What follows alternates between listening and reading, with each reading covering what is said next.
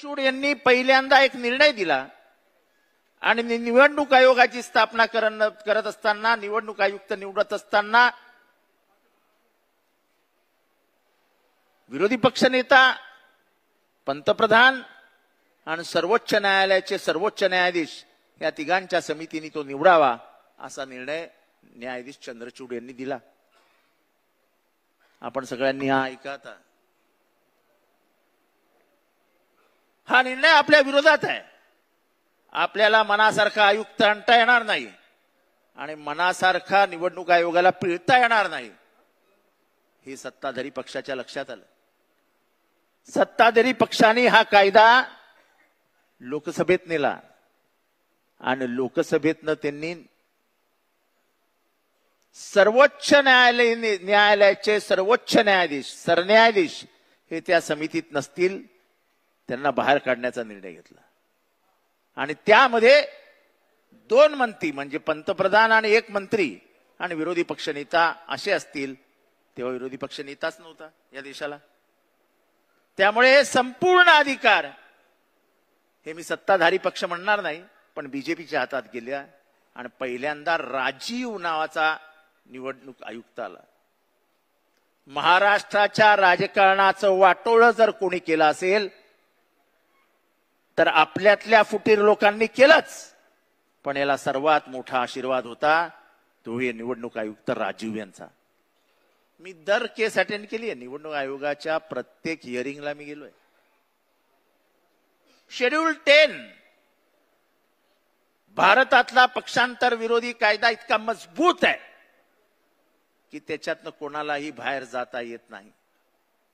किंबहुना पक्षातनं फुटल्यानंतर तुम्हाला स्वतंत्र अस्तित्व ठेवताच येत नाही असा कायदा, म्हणजे कुठलाही अनाड्याने तो कायदा वाचला तरी तो कायदा स्पष्ट आहे.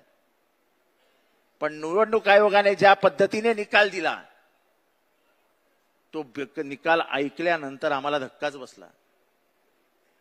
आमच्यातनं फुटून गेलेल्यांचं स्वातंत्र्य अस्तित्व मान्य करून ज्या बाळाला माझ्या आईने जन्म दिला ते बाळ दुसऱ्याच्या मांडीवर देण्याचं काम निवडणूक आयोगाने केलं.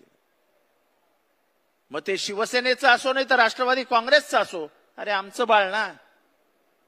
अरे ज्या बाळाची पैदास शरद पवार साहेबांनी केली, ज्या बाळाची पैदास कैलासवासी बाळासाहेब ठाकरेंनी केली, ते बाळ काढून तुम्ही दुसऱ्याच्या मांडीवर देता. आणि याला कारणीभूत फक्त आणि फक्त राजीव होता. नंतर खटला सर्वोच्च न्यायालयात गेला. सर्वोच्च न्यायालयावर टीका टिप्पणी करू नये असं म्हणतात, पण तो माझा अधिकार आहे. स्वतंत्र नागरिक म्हणून स्वातंत्र्य, मला दिलेलं स्वातंत्र्य, व्यक्त होण्याच्या स्वातंत्र्यातनं मी हे व्यक्त करतो की सर्वोच्च न्यायालयाने जे गतीने हा तिढा सोडवायला पाहिजे होता तो तिढा सोडवला नाही. परत एकदा मी रिपीट करतो, justice delayed is justice denied. ज्या लोकांनी पक्षांतर केलं होतं त्यांची आमदारकी रद्द व्हायला हवी होती, ती न होता निवडणुका लागल्या. निवडणुकीच्या माध्यमातून ते परत निवडून आले आणि आज ते सत्तेत आहेत.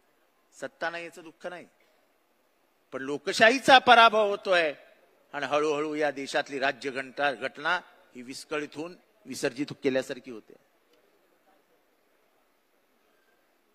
आणि या राज्यघटनेशी खेळ हा आजचा नाहीये. याला एक इतिहास आहे. यांना ही राज्यघटनाच मान्य नव्हती, यांना हा तिरंगाच मान्य नव्हता. ज्या दिवशी स्वातंत्र्य मिळालं त्याच्या 1 दिवस अगोदर ऑर्गनायझर या त्यांच्या पाक्षिकातनं, त्यांचं मुखपुत्र आहे RSSचं, त्यांनी लिहिलं की 3 अंकाचा हा तिरंगा हा आमच्या हातात शोभणारच नाही, हा अशुभ आहे, हा हातात असताच कामा नये आणि आमचा झेंडा आम्ही याला मानतच नाही. हे कधीचं वाक्य यांचं? 1946. संविधान 1950 साली आलं. त्यांनी सांगितलं आम्हाला हे संविधानच मान्य नाही, आमचं संविधान हे मनुस्मृती आहे. आणि जे वारे साहेब बोलले तेच खरं. स्त्रियांना स्वातंत्र्य द्यायचं नाही, इथल्या मागासवर्गीयांना स्वातंत्र्य द्यायचं नाही, इथल्या मागासवर्गीयांना अधिकार द्यायचा नाही, इथल्या मूळभर लोकांच्या हातातच इथली राजकीय आणि सामाजिक सत्ता ठेवायची, हा मूलभूत हेतूच त्याच्या मागे होता. आणि म्हणून त्यांना हे संविधान मान्य नव्हतं. आनंदकुमार हेगडे काय म्हणाले, कंगना राणावत काय म्हणाली, त्याच्या आधी मुरली मनोहर जोशी काय म्हणाले, आरएसएसचं म्हणणं काय, आरएसएसचं म्हणणं काय माहितीये, 1993च्या अगोदर आरएसएसच्या मुख्यालयावरती कधीही तिरंगा लागला नव्हता. जे घरघर घरघर घरघर तिरंगा म्हणतात त्यांच्या मनात ही घरघर होती की या तिरंगाचा मला मान्य नाही.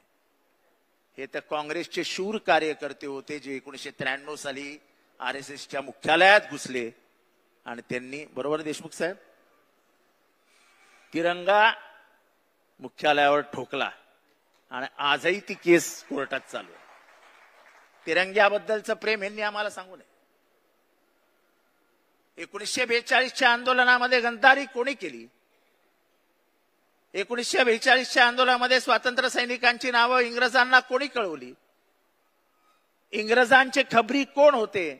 हे इतिहासाच्या प्रत्येक पानावरती लिहिलेलं आहे. आणि पान आजही भारत वाचतोय. ठीक आहे, काही सध्याच्या व्हॉट्सअप युनिव्हर्सिटीतनं जे काही फिरतं त्याच्यातनं एक नवीन पिढी नवीन दिशेला जाते.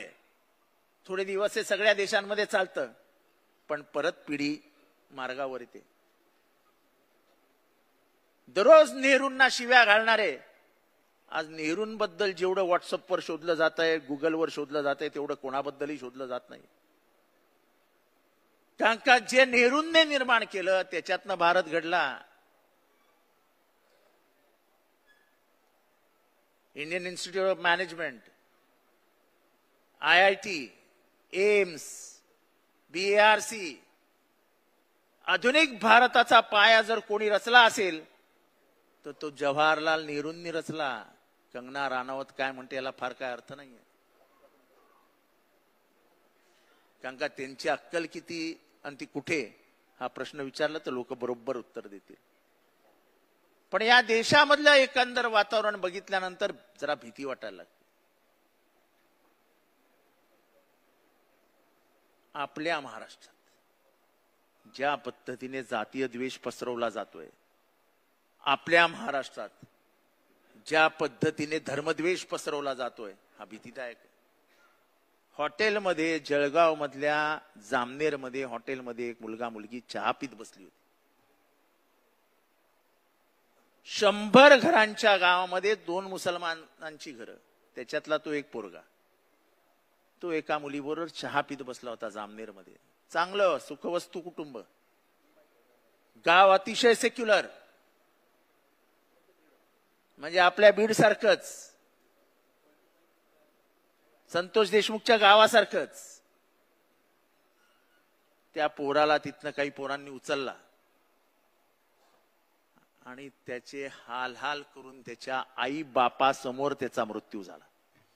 त्याला 14 ठिकाणी फिरवला, 14 ठिकाणी मारला, आई वडिलांसमोर गेला आणि आई वडिलांसमोरच त्या पोराने प्राण सोडला. हा माझा महाराष्ट्र आहे, हा माझा महाराष्ट्र आहे. मी तुमच्याशी बोलतोय, हा माझा महाराष्ट्र नाही. आज ऑनर किलिंग, या जातीतल्या पोरीनी त्या जातीतल्या पोराशी लग्न केला, पोरीला मारून टाकलं बापानी. कुठे चाललोय महाराष्ट्र? हा फुलेंचा महाराष्ट्र, ज्याची जातीयवादाविरुद्ध पहिल्यांदा आवाज उचलला त्या फुलेंचा हा महाराष्ट्र. कर्मकांडाविरुद्ध पहिल्यांदा आवाज उचलला त्या फुलेंचा हा महाराष्ट्र. ज्याने शिक्षणाचे दरवाजे महिलांसाठी खुले केले त्या फुलेंचा हा महाराष्ट्र. त्या फुलेंच्या महाराष्ट्रात मध्ये महिलांची अवस्था काय आहे? लाडक्या बहिणींना किती पैसे मिळतात हे महत्वाचं नाही, त्याच्यात झालेल्या भ्रष्टाचाराबद्दल काही जण वेगळं बोलतील, पण माझ्या लाडक्या बहिणींना तुम्ही वागवताय कसं ते फार महत्वाचं आहे. आणि म्हणून महाराष्ट्रामध्ये जे काही सुरू आहे ते बघितल्यानंतर महाराष्ट्राचे पुढे काय होणार ही भीती माझ्यासारख्या माणसाला सतावत असते. आज ओबीसी विरुद्ध मराठा, मी अतिशय संवेदनशील विषयाला हात घालतो. ही लढाई अत्यंत हुशारीने लावण्यात आलेली आहे. कोणाच्या हातात काय आहे काहीच समजत नाहीये, कोणी काय गमावलाय काहीच समजत नाही, पण दोन्ही समाज अस्वस्थ करण्यात मात्र यश आलेलं आहे. मी माझ्या पक्षाच्या व्यासपीठावरनं माननीय पवार साहेबांची परमिशन घेऊन एक विधान या ठिकाणी करतो की काल जे भुजबळ साहेबांबद्दल बोललं गेलं की त्यांच्या पेकाटात लाथ मारून त्यांना मंत्रिमंडळातनं बाहेर काढा, या विधानाचा मी या ठिकाणी तीव्र शब्दात निषेध करतो. आणि तुम्ही सगळ्यांनी हात वरती करून त्याचा निषेध करा. सगळ्यांचे हात वरती पडते पाहिजे. हे चालणार नाही. महाराष्ट्राची ही भाषा नाही. कोणतरी कुठल्या तरी पक्षाचा आमदार आपल्या पक्षाचा काहीतरी झेंडा हातात घेऊन, भुजबळांची भूमिका काय ह्याच्यात मतमतांतर असू शकतात, पण एखाद्या ज्येष्ठ नेत्याबद्दल असं बोलणं, एका समाजाचं प्रतिनिधित्व करणाऱ्या नेत्याबद्दल असं बोलणं, हे कितपत योग्य आहे या लोकशाहीमध्ये याचा विचार आपण केला पाहिजे. आणि म्हणून मी अत्यंत हिम्मत करून हे विधान करतोय की होता कामा नये. लोकशाहीमध्ये ते मंत्रिमंडळात आहे. माननीय मुख्यमंत्र्यांना अधिकार आहे त्यांना मंत्रिमंडळातनं बाहेर काढायचं, काढा. पण अशा प्रकाराने एखाद्या ज्येष्ठ मंत्र्याचा, एका ज्येष्ठ नेत्याचा महाराष्ट्रात अपमान करणं, हे या महाराष्ट्राच्या राजकीय संस्कृतीला शोभणारा नाही. त्याचा निषेध झालाच पाहिजे. आपलं व्यासपीठ भलंही वेगळं असेल, पण आपली राजकीय संस्कृती पवार साहेबांची संस्कृती आहे. मला आजही आठवतं 1993 साली गोपीनाथ मुंडे साहेबांनी पवार साहेबांवरती पहिल्यांदा टीका केली, आणि टीका केल्यानंतर महाराष्ट्रातलं वातावरण जरा तापल्यासारखं झालं. मी तेव्हा NSUIचा कार्यकर्ता होतो, पण माझ्या माहितीप्रमाणे, माझ्या ज्ञानाप्रमाणे रात्री 2:30-3 वाजता पोलिसांची बैठक घेऊन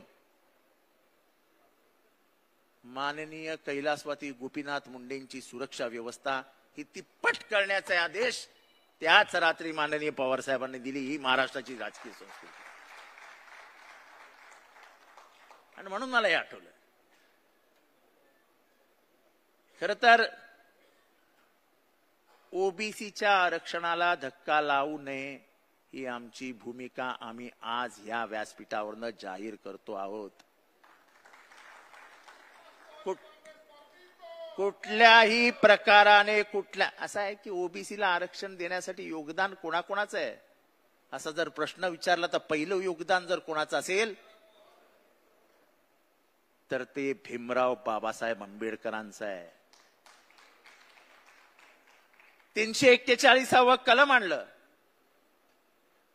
आणि इथला जो क्षुद्र आहे, ज्याला आज आपण नवीन नावाने ओळखतो ओबीसी, तो ओबीसी नाहीये, तो इथला क्षुद्र आहे, ज्याला मूळ व्यवस्थेतच कधी विचारात घेतलं नव्हतं. इथला कोळी, माळी, सोळी, वंजारी, धनगर असे महाराष्ट्रात 346 जाती आहेत आणि पूर्ण भारतात जवळजवळ 7,500 जाती आहेत. यांना कधीही मुख्य प्रवाहात घेतलं नव्हतं आणि याची खंत ही डॉक्टर बाबासाहेब आंबेडकरांच्या मनात होती. अतिक्षुद्र आणि क्षुद्र हे दोन बाबासाहेबांच्या नजरेसमोर होते. अतिक्षुद्रांना आरक्षण देण्यात बाबासाहेब यशस्वी झाले. आणि जेव्हा त्यांच्या लक्षात आलं की जे क्षुद्र दऱ्याखोऱ्यात राहत आहेत, ज्या क्षुद्रांचं प्रतिनिधित्व महात्मा फुलेंनी केलं होतं, आणि महात्मा फुले माळी होते, आणि त्यांनी माळी आणि तत्सम सगळ्या जातींच्या व्यथा या ब्रिटिशांसमोर मांडल्या होत्या. त्या क्षुद्रांच्या व्यथा होत्या, ज्या गावकुसाबाहेरच्यांच्या व्यथा होत्या. त्यांचा आदर्श ठेवत मी संविधान बनवलंय असं कोण म्हणाले होते? असं भीमराव बाबासाहेब आंबेडकर म्हणाले. बाबासाहेबांच्या जेव्हा लक्षात आलं की शूद्रांना आरक्षण मिळत नाही, जेव्हा जी 5 कारणं त्यांनी राजीनामा देताना दिली होती त्याच्यातलं एक कारण की शूद्रांना आरक्षण जर देऊ शकत नाही तर मला मंत्रिमंडळात सामाजिक न्याय मंत्री म्हणून राहण्याचा अधिकार नाही. आणि म्हणून त्यांनी राजीनामा दिला. नंतर कालेलकर आयोग आला, हा आयोग आला, तो आयोग आला, आणि शेवटी बीपी मंडल आयोग आला. कर्पूरी ठाकूर यांनी बिहारमध्ये 26% आरक्षण ओबीसीला दिलं, म्हणजे क्षुद्रांना दिलं. कर्पूरी ठाकूर हे जातीने न्हावी होते. जाऊन इतिहासाची पुस्तकं वाचा. ज्या बिहारमध्ये पहिल्यांदा आरक्षण आलं त्या कर्पूरी ठाकूर यांना नंतरच्या काळात फक्त आई बहिणींवर शिव्या ऐकायतच बिहारमध्ये दिवस गेले. पण कर्पूरी ठाकूरांचं उदाहरण घेऊन तेव्हा त्या जनता पक्षाने मंडळ आयोग आणला आणि मंडळ आयोगाचा स्वीकार हा विश्वनाथ प्रताप सिंग यांनी केला. त्या विश्वनाथ प्रताप सिंग यांचं मंत्रिमंडळ पाडण्यात सर्वात मोठा वाटा होता तो माननीय लालकृष्ण अडवाणी, मुरली मनोहर जोशी आणि अटल बिहारी वाजपेयी आणि भारतीय जनता पार्टीचा. जर तुम्हाला एवढंच ओबीसी बद्दल प्रेम होतं तर मंडळ आयोगाचा खुला मनाने स्वीकार का नाही केला? मंडळ आयोगाची अंमलबजावणी जेव्हा सुरू झाली तेव्हा हातात कमंडल घेऊन झाले स्वच्छ झाली स्वच्छ झाली स्वच्छ झाली ती यात्रा कशाला काढलीत? म्हणजे एकंदरच ओबीसींच्या बद्दल तुमच्या मनात किती राग होता हे कमंडल यात्रेवरनं सिद्ध झालं. एका ज्येष्ठ साहित्यिकाने आपल्या पुस्तकात लिहून ठेवलंय की मनुष्याच्या आयुष्यात त्याला मिळालेली सर्वात मोठी देणगी काय असते? तर विस्मृती. माणूस विसरून जातो. तसं काळाच्या ओघामध्ये आपण विसरून गेलो की बीजेपीची मूळ भूमिकाच काय होती. आज कदाचित मी हा शब्द वापरला तर लोकांना आवडणार नाही, पण आयुष्यभर ज्यांचा भक्त फक्त शेटजींनी आणि भटजींनी चालवला त्यांच्या मनात दुसरं असूच काय शकत होतं? त्यांच्या मनात इथल्या 97% समाजाबद्दल तिरस्कारच होता. हा फक्त राजकीय सोयीसाठी. आमचा डीएनए ओबीसीचा आहे बरं का, तुमचा डीएनए हा ओबीसीचा नाही. तुम्हाला आरक्षणच नको होतं आणि तुम्ही म्हणून संविधानाच्या विरोधात भूमिका घेऊन आरक्षण रद्द व्हावं यासाठी वारंवार प्रयत्न केला. जसं बीपी मंडळ आयोग आला तसा आम्हाला अभिमानाने आज आम्ही महाराष्ट्रात सांगतो की मंडळ आयोगाची अंमलबजावणी आणि इथल्या क्षुद्रांना आरक्षण जे बाबासाहेबांचं स्वप्न होतं ते पूर्ण करण्याचं काम जर कोणी केलं तर ह्या महामानवाने केलं ज्याचं नाव शरदचंद्र गोविंदराव पवार आहे. आरएसएसला पवार साहेबांबद्दल राग का? तर स्थापनेनंतर महाराष्ट्रात स्थापन झाली. एक लक्षात घ्या, आरएसएस उत्तर प्रदेशमध्ये स्थापन नाही झाली आहे. आरएसएस गुजरातमध्ये स्थापन नाही झाली आहे. आरएसएस तुमच्या माझ्या महाराष्ट्रात स्थापन झाली आहे. महाराष्ट्रामध्ये दोन गोष्टी ज्या महाराष्ट्राच्या कायम इथे लागतील ती म्हणजे गांधींची हत्या करणारा देखील महाराष्ट्रातच जन्माला आला. हिंदू मुसलमानांचा सर्वात मोठा द्वेष तयार करण्याची फॅक्टरी पण महाराष्ट्रात झाली. आणि आज दुर्दैवाने जातीयवादीचं विष घराघरापर्यंत पोहोचवण्याचं काम जर कुठे देशभरात चालू झालं असेल तर ते महाराष्ट्रात सुरू झालं आणि त्याच्या लॅबॉरेटरी महाराष्ट्र झाली आहे. हैदराबाद गॅझेटियर, मी परवा गॅझेटियर वाचत होतो शशिकांत शिंदे साहेब, आणि म्हणून आज मी मागणी पुढे करतो हैदराबाद गॅझेटियर लावायचं आहे ना. तर हैदराबाद गॅझेटियर मध्ये लिहिलंय की व्हीजेएनटीला एसटीचे अधिकार द्या. काळबांडे हैदराबाद गॅझेटियर मध्ये आहे ना, हा मग द्या ना. धनगर वंजारी द्या आम्हाला एसटीचे अधिकार, बंजारा द्या एसटीचे अधिकार, लावाय हैदराबाद गॅझेटियर. असे निवडू नका. हैदराबाद गॅझेटियर नंतर 6 महिन्यांनी समजेल लोकांना काय मिळणार आहे, त्याच्याबद्दल मला बोलायचं नाही. पण अमर महाराष्ट्रातल्या ओबीसींना अस्वस्थ करण्याचं काम या सरकारने अत्यंत यशस्वीरित्या केलंय. ओबीसींनी आता डोळे उघडावे, कोण कोणाच्या खरंच कोण कोणाबरोबर आहे.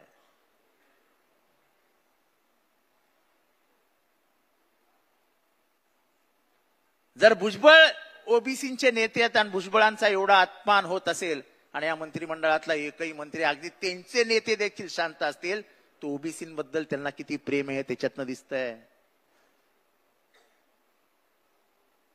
एक चकार शब्द आला नाही कोणाच्या तोंडातनं. भुजबळ एकटेच बोलले. पण एकंदरीतच मराठा विरुद्ध ओबीसी हा संघर्ष पेटवण्यात या सरकारला यश आलेलं आहे. हा संघर्ष पेटू नये. मराठ्यांना आरक्षण मिळावं ही आपली भूमिका होती. ही भूमिका आहे.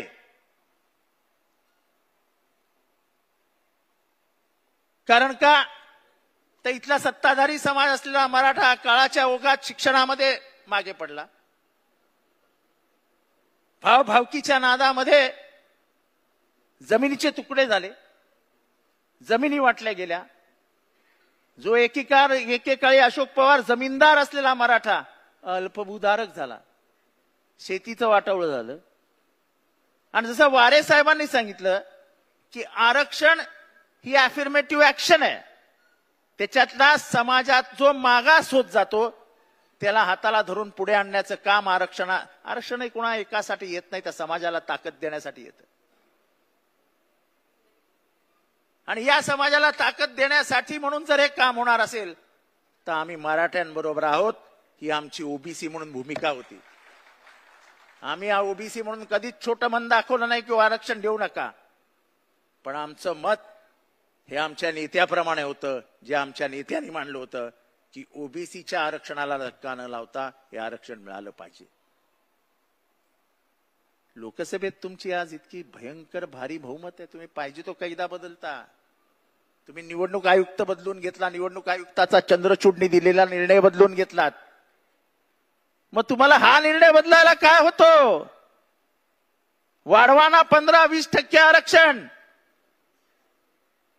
आणि मग इथला गुज्जर असो, इथला जाट असो, इथला पाटीदार असो, नाही तर इथला मराठा असो, द्या त्यांना आरक्षण. आमची आग्रही मागणी आहे. आम्ही लोकसभेमध्ये तुमच्या बरोबर उभे राहू. म्हणजे साहेबांना न विचारता मी कोणाला न विचारता हे बोलतोय. नाही तर तुम्ही म्हणाल तुम्हाला लोकसभेच्या खासदारांचा अधिकार तुम्हाला कोणी दिला. पण बाप्पा उभे राहणार की नाही आपण? मराठ्यांना जेव्हा आरक्षणाचा कायदा आणतील हे सरकार, तेव्हा आमचे सगळे खासदार तुमच्या बरोबर ताकदीने उभे राहतील. हिंमत असेल तर आणून दाखवा.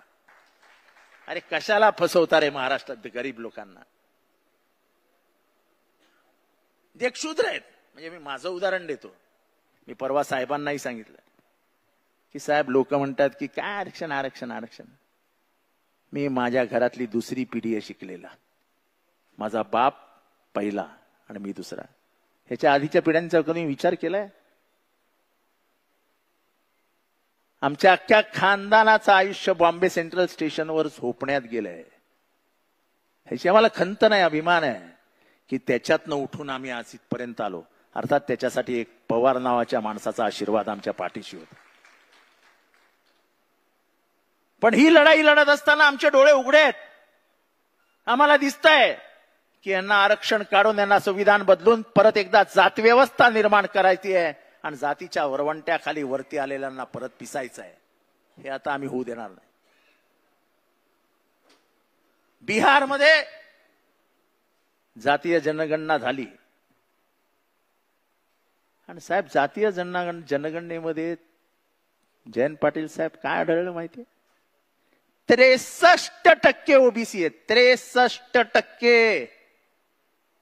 उगाच नाही बीजेपीने पटकन निर्णय घेतला जातीय जनगणना करूया. कारण का समोर बिहारच्या निवडणुका आहेत. बिहारच्या निवडणुकांमध्ये जर ओबीसींच्या मतांना आपण फुंकर घातली नाही तर आपला टिकावंच लागणार नाही. हे त्यांच्या बरोबर ध्यानात आलंय. पण घोषणा तर झाली, होणार कधी? कुठलाही कायदा नाही. लोकसभेची त्याच्यानंतर 2 अधिवेशनं होऊन गेली. सेन्ससच्या बाबतीत चर्चा नाही. हे फक्त इथे म्हणजे जे महाराष्ट्रात केलं गेलंय, मराठ्यांना इथे गोळ, ओबीसींना इथे गोळ. ओबीसींनी इथे बघायचं, मराठ्यांनी इथे बघायचं. गोळ फक्त लागलेला दिसतोय, जिभेला लागतच नाही. बाप्पा वाईट वाटून घेऊ नका. मी कोणाविरुद्धही नाही. मी निधर्मी आणि मला जातच नाही. मला माणूस की ही एकच जात माझ्या बापाने शिकवली. आणि म्हणून जेव्हा जामनेरमध्ये एका मुसलमान पोराला उचलून मारला जातो तेव्हाही माझं हृदय तुटतं. जेव्हा पश्चिम महाराष्ट्रामध्ये एका माझ्या भगिनीला गळा कापून विहिरीत टाकलं जातं, तेव्हाही माझा जीव तुटतो. कारण का शेवटी महाराष्ट्र हा फुलेंचा आहे, शाहूंचा आहे, आंबेडकरांचा आहे. हिचे जात धर्म आम्ही कधीच मानला नाही.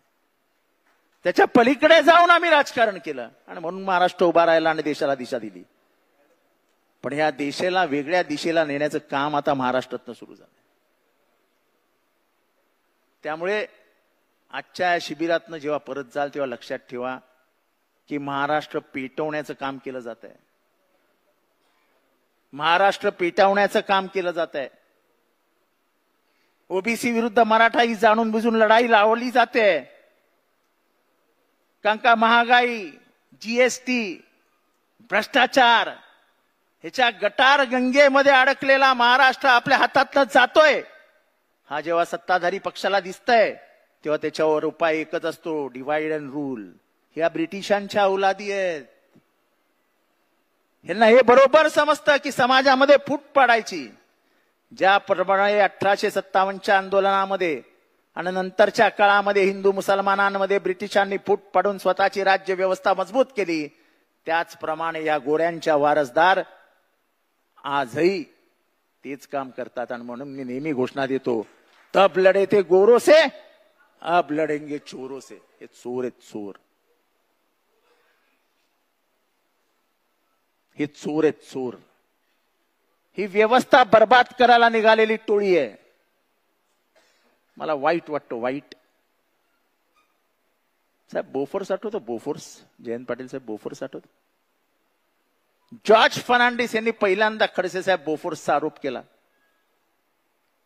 त्याच्यातल्या आतमधली स्टोरी पवार साहेबांना माहिती आहे की जॉर्ज फर्नांडिसला ते कोणी सांगितलं, ओलाफ पाल्मेची हत्या कशी झाली ते मी काही ते सांगत नाही. पण आरोप कितीचा होता माहितीये? की जॉर्ज फर्नांडिसने आरोप केला देशामध्ये की राजीव गांधी यांनी 65 कोटी रुपये घेतले. किती? 65 कोटी. आजकाल 65 कोटी म्हटल्यावरती 65 कोटी ते तर दररोज येतात बंगल्यावरती, त्याच्यात काय मोठं आहे. पण 65 कोटीमध्ये राजीव गांधी अख्खं गव्हर्नमेंट गेलं. अख्खं गव्हर्नमेंट. मुंबई मधल्या एका रस्त्यामध्ये भ्रष्टाचार झाला. लार्सन अँड टुब्रोनी ती केस सुप्रीम कोर्टापर्यंत नेली आणि सुप्रीम कोर्टाने सांगितलं की या टेंडरमध्ये कितीचा घोटाळा झालाय? 3000 कोटीचा. आपल्या इथली माशी तरी हल्ली का? मी तुम्हा कार्यकर्त्यांना विचारतोय, आपल्याला माहिती तरी आहे का? 3000 कोटीचा घोटाळा हा कोणी आरोप नाही केला. हा 3000 कोटीचा घोटाळा झाला हे सर्वोच्च न्यायालयाने निदर्शनास आणून दिलं आणि विचारलं की आम्ही याच्यात मध्ये पडावं का तुम्ही टेंडर कॅन्सल करता. तिथे असलेले सरकारी अधिकारी सर्वोच्च न्यायालयाच्या शिड्या उड्या मारत मारत पळाले. महाराष्ट्र सदनात गेले. रातोरात फोनाफोनी झाली आणि दुसऱ्या दिवशी सकाळी पहिल्याच मिनिटाला हे कोर्ट सुरू झाल्या मुख्य न्यायाधीशाच्या कक्षामध्ये जेव्हा ही केस सुरू होती तिथे जाऊन सांगितलं, we have decided to cancel the tender. पण त्याच्या आधी आलेला ऍडव्हान्स कोणाच्या खिशात गेला जयंत पाटील साहेब ते कोणालाच माहित नाहीये. ऍडव्हान्स घेण्याची तर प्रथा महाराष्ट्रात सुरू झाली आहे, तर तुम्हाला माहिती आहे. आणि ती किती जोरात सुरू आहे हेही तुम्हाला माहिती आहे. मग या 3000 कोटीचा आलेला ऍडव्हान्स गेला कुठे? हा प्रश्न महाराष्ट्र विचारणार आहे की नाही? जर 65 कोटीमध्ये राष्ट्रीय सरकार राजीव गांधींचं उलटू शकतं तर 3000 कोटीवरती संवेदनशील महाराष्ट्र हा संवेदना हरवून बसतो. अरे तुमचे माझे पैसे आहेत ना, तुमच्या माझ्या बापाच्या टॅक्स मधनं निघालेले पैसे आहेत. हा शक्तीपीठ हे काय आहे? शक्तीपीठ म्हणजे निव्वळ लक्ष्मी दर्शन आहे. निव्वळ लक्ष्मी दर्शन. आणि भ्रष्टाचार हा फक्त पैशाचा नसतो, हा नैतिक असतो, हा सामाजिक असतो, असा आर्थिक असतो. हे महाराष्ट्रात जो काही भ्रष्टाचार चालू आहे तो फक्त आर्थिक नाही आहे. या महाराष्ट्राच्या मानसिकतेला बर्बाद करणारा भ्रष्टाचार चालू आहे. आणि त्यामुळे संविधान असो, तुमच्या महाराष्ट्राचे संस्कार आणि संस्कृती असो, या सगळ्याला बर्बाद करण्याचं काम या ठिकाणी सुरू आहे. मी मध्यंतरी मनुवाद आणि सनातन या विषयावर बोललो. काही लोकांना ते खटकतं, पण जेव्हा मी बोलतो तेव्हा त्याला मी इतिहासाचा स्पर्श केलेला असतो. माझा प्रश्न आहे काय हो, ज्ञानेश्वरांच्या आई वडिलांना कोणी आत्महत्या करायला लावली हो? त्यांची नावं काय होतं? ते कोण आहेत? ते कोण आहेत? ते मनूचे वारसदार नाहीत? तुकारामाच्या गाथा बुडवायला लावल्या ज्या अंबाजी भटाने तुकारामाचा छळ केला, ती मनूची औलाद नव्हती?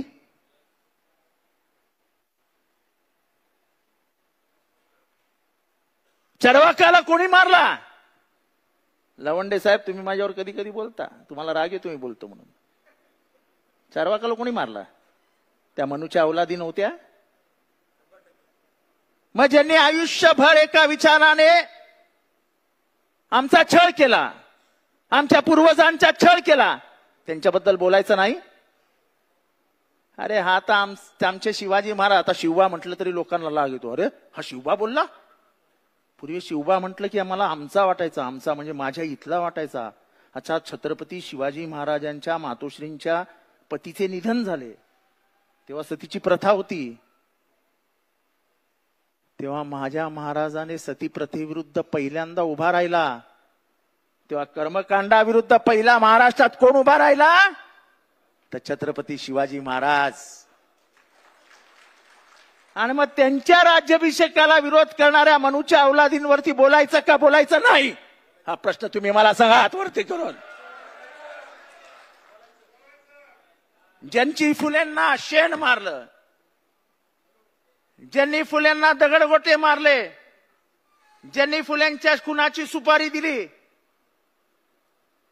ज्यांनी फुलेंच्या पत्नीच्या तोंडाला शेण फासलं, त्यांच्या विरुद्ध बोलायचं का बोलायचं नाही लवंडे साहेब? ज्यांनी शाहू महाराजांनी या समाजाची व्यवस्था बदलण्याचा निर्णय घेतला,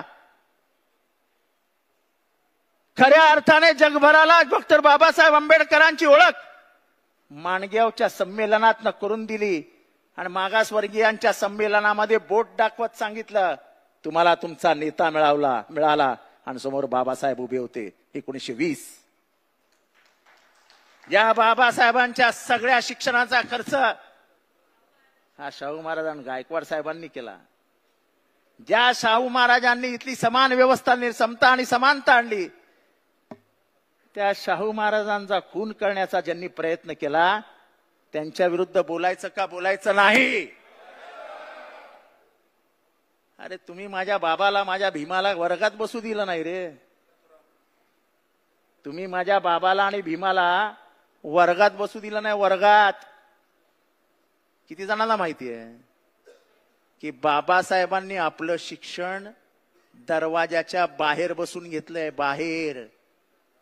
अरे बुद्धीवरती तुमचा पगडा होता म्हणताना त्याच बाबासाहेबांनी एका लेखणीतनं स्वतःच्या हाताने, टायपिंग नाहीये बरं का आमचं संविधान, आमचं संविधान हे हाताने लिहिलं गेलंय, हाताने. आणि ते एकाच माणसाने लिहिलंय. कोण जर म्हणत असेल ना की 7 जण होते समितीमध्ये, तर 3ऱ्या महिन्यात 6 जण निघून गेले होते आणि एकटेच बाबासाहेब राहिले होते. त्या एकट्या बाबासाहेबांनी हाताने संविधान लिहिलं.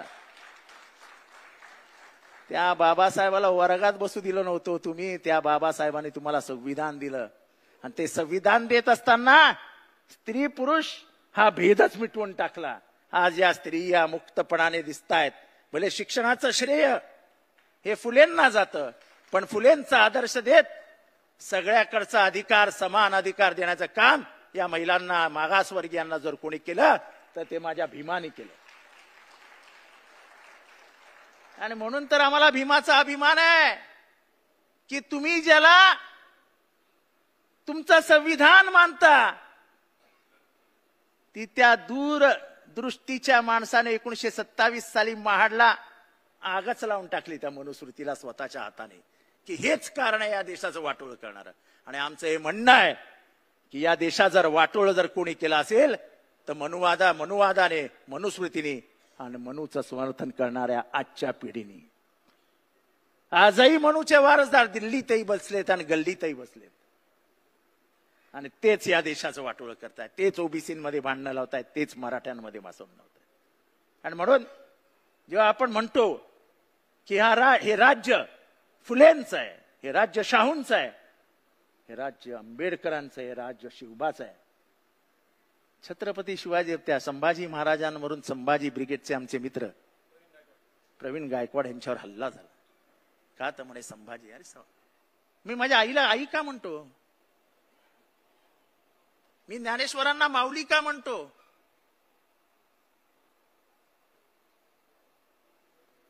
कारण का ते आपलेपणा आहे. आपलेपणा जिथे आपलेपणा आहे तिथे आई आहे, जिथे आई आहे तिथे मन आहे, जिथे मन आहे तिथे हृदय आहे, आणि जिथे हृदय आहे तिथे पाना आहे. जिथे पाना आहे तिथे सगळं माफ असतं. आणि म्हणून हा जो काही महाराष्ट्रात एक नवीन राजकीय म्हणजे इतिहास पुसण्याचं काम सुरू झालंय, तो इतिहास तर पुसू देणारच नाही, इतिहासाचं पुनर्लेखन देखील होऊ देणार नाही. जो इतिहास जसा आहे तसाच तुम्हाला मान्य करावा लागेल, कारण का तो इतिहास तुम्हाला जड जाणारा इतिहास आहे आणि म्हणून तो तुम्हाला नको आहे. तो इतिहासाचे आम्ही पुरस्कर्ते आहोत. तुम्ही जो जातीयवाद, तुम्ही जो धर्मद्वेष पसरवतात, तुम्ही महाराष्ट्राचं वाटोळं करायला निघालात, ते तुमच्या हातात आम्ही होऊ देणार नाही. आम्ही ते वाचवण्यासाठी आज नाशका झालेलो आहोत. उद्या आमचा मोर्चा निघेल तो इथल्या कष्टकऱ्यांसाठी असेल, पण या मोर्चामध्ये आम्ही सगळ्यांनाच समोर आणणार आहोत, कारण का पुढचा मोर्चा हा तरुणांसाठी असेल असं रोहित दादा मला वाटतंय. का इथला सर्वात महाराष्ट्राचे आणि देशाची पिछेहाट होत असताना ह्याच्या सर्वात जास्ती भोग जर कोणाला भोगावे लागणार असतील तर इथल्या तरुण पिढीला भोगावे लागणार आहेत. त्याच्यासाठी आपल्याला उभं राहावं लागेल. जात विरहित, धर्म विरहित देश जो डॉक्टर बाबासाहेब आंबेडकरांनी बघितला होता, तेच या देशाचं स्वप्न आहे, ते आपल्याला पूर्ण करावं लागेल. एवढंच बोलतो, रजा घेतो. जय हिंद, जय महाराष्ट्र, जय भीम. धन्यवाद आवाज साहेब.